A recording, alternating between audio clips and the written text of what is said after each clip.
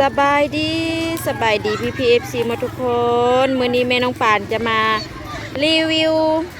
ในระหว่างกลางพักผ่อนเนาะของน้องๆนักเรียนพากันลิ้นเต้นอย่างเด้อ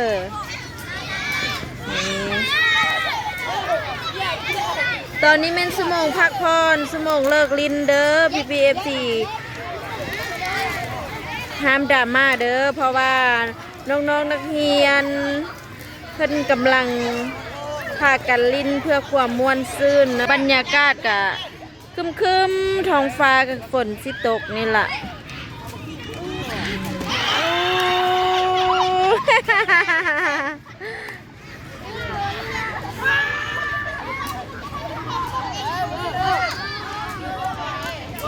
อันนี้เป็นสร้างความม่วนซื่นเนาะ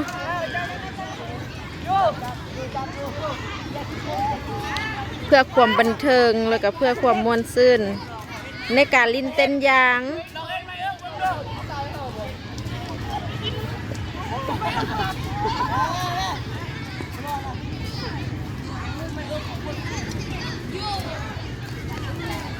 มาเด้อมาลิ้นเต้นยางนำน้องๆนักเรียนเด้อPPFCจานให้แม่จาน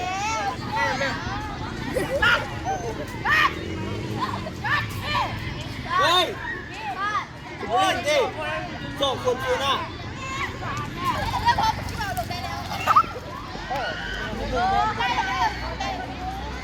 ยวนวงเฮียนอื่นเดยังลิ้นเต้นอย่างอยู่บ่หรือว่าอยู่บ้านอื่นเมืองอื่นเนาะยังพากันลิ้นอยู่บ่ลิ้นเต้นอย่างนี่หรือว่าลืมไปหมดละบ่ช่วงนี้เป็นช่วงพักผ่อนช่วงเลิกลิ้นเนาะบ่ได้แม่นชั่วโมงเฮียนเด้อเพราะว่าโรงเรียนมัธยมจะเฮียนเป็นชั่วโมงเนาะแล้วก็มีเวลาพักผ่อนรอท้าเฮียนชั่วโมงต่อไปก็เลยพากันมาลิ้นเพื่อความม่วนซื่นเพื่อความบันเทิงเนาะบ่แม่นในโมงเฮียนเด้อนี่เด้อบ่ให้PPFC ดราม่าหลายเด้อเพราะว่านี่มันเป็นการลิ้นเพื่อความม่วนซื่นของน้องๆนักเรียนว้ายได้เสยเก่ง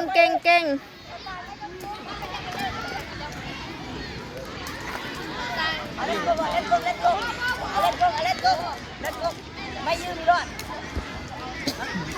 โอ้ยยืนรอด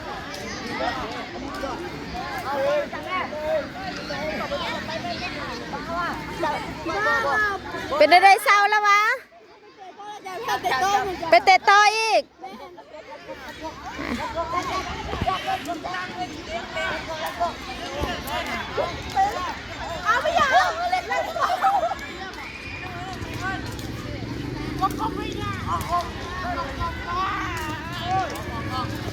ไม่ทำบิดวะนี่อันนี้เขาเอิ้นไม่หยังลัดกบต่อไปไม่แอวเนาะโอ้เก่งโอ้ตายเลยแอวเลย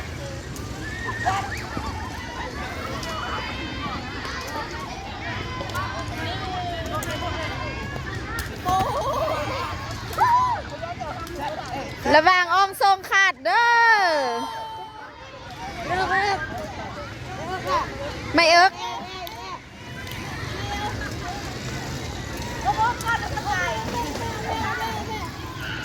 บอกมาเนี่ยเหรอใช่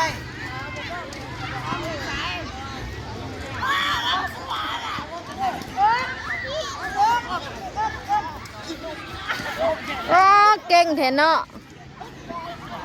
ขุนบ่เก่ง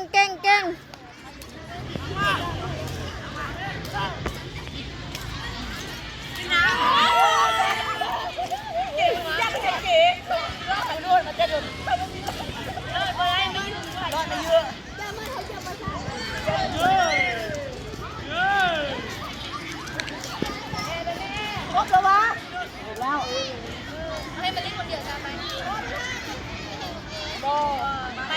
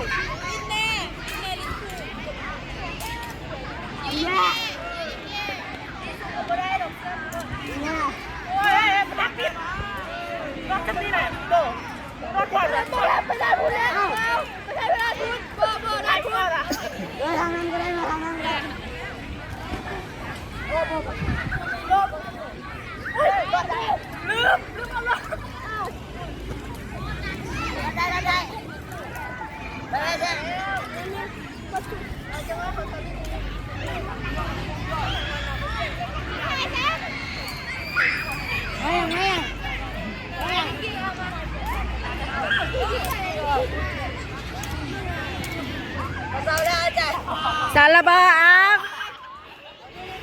บ๊ายบายขอบใจที่เข้ามาติดตามและรับชมเด้อ PPFC เด้อลาไปก่อนเด้อเจอกันคลิปหน้า